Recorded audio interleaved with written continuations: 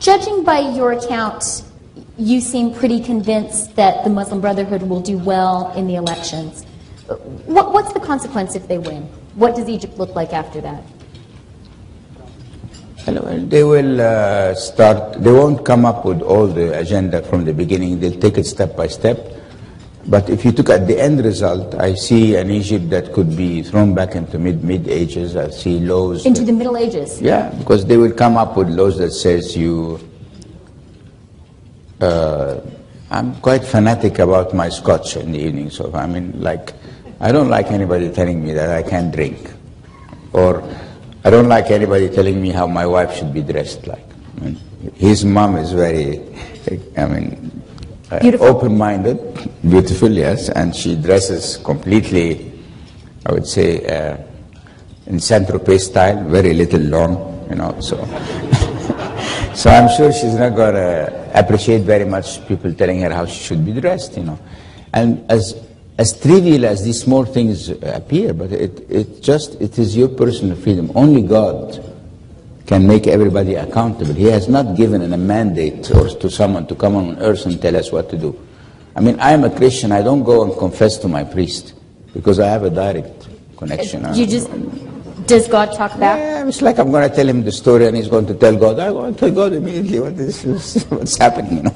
And do you think, I mean, how far do you think if the Muslim Brotherhood does well in the elections, how far will they go? Is Sharia law likely? Yeah, Sharia law, the dress code, the no alcohol, tourism will suffer. The minorities and Christians like us and Copts will suffer because even now we are suffering. So what if they come? We suffered also under Mubarak. I mean, look, since January, 5 churches have been burned and ransacked completely. And not one has been made accountable for that. You see this, if you apply the rule of law and order, nobody would be upset. You won't have any demonstrations. This guy burns a church, he goes to trial, he gets a sentence, okay. And why is that not happening? Because they don't want to confront these fundamentalists, these extremists, because they are... scared? They're scared to confront them, and they are worried if they confront them that they will initiate another reaction, you know. Okay, but I mean, either you implement the rule of law and order or you don't. And then what are these poor Christians going to do? It's not a small minority, they're 12 million. Where the hell are they going to go? I mean, even Canada cannot absorb 12 million Egyptians, you know. You could try. And why would they leave their own country? This was a Christian country, I mean, it's a Coptic country. The Islam came in the 7th century, and many of the Copts kept their religion, kept their faith, and we believe this is our country. So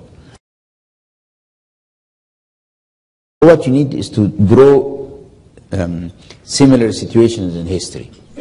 When the Iranian revolution happened, everybody thought the Shah was a dictator, the Savak was torturing people, so good riddance, you know, and we'll have a democracy. And then what?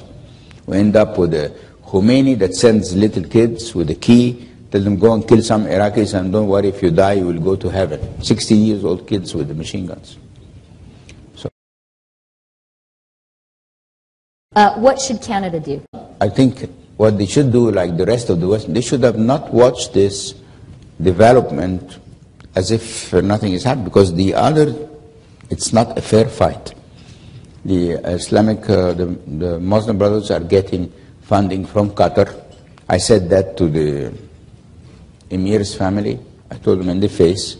And what did he say? How did they respond? Well, they said it must have been Sheikh so-and-so or Sheikh so-and-so or this so. I don't know. I mean, it's $100 million for Qatar. It's like $1 from my pocket, you know, not a big deal, you know. So how would they know who did this? And they know.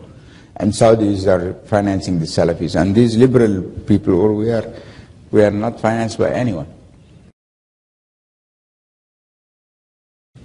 As a follow-up to this point that you've underscored on the need for Western involvement, a concern, a counter-argument against that that's often raised is, well, if you have Western involvement, that will provoke a counter-reaction, and there will be a sense of Western imperialism, Western interference. You think that's wrong?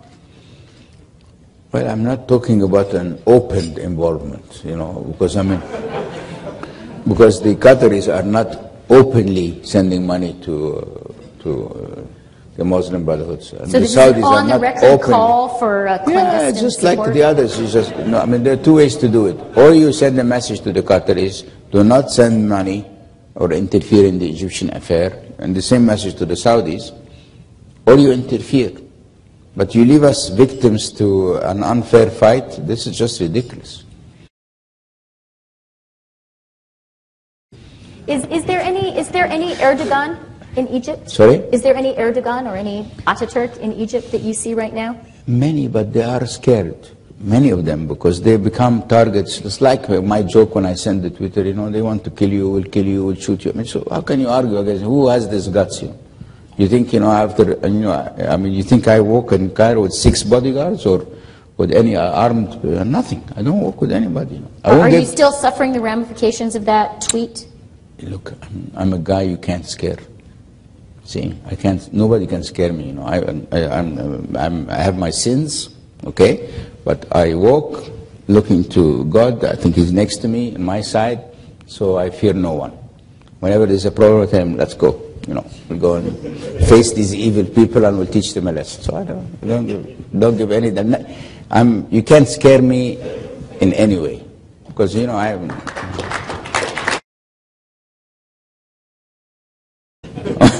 But you did turn off your cell phones.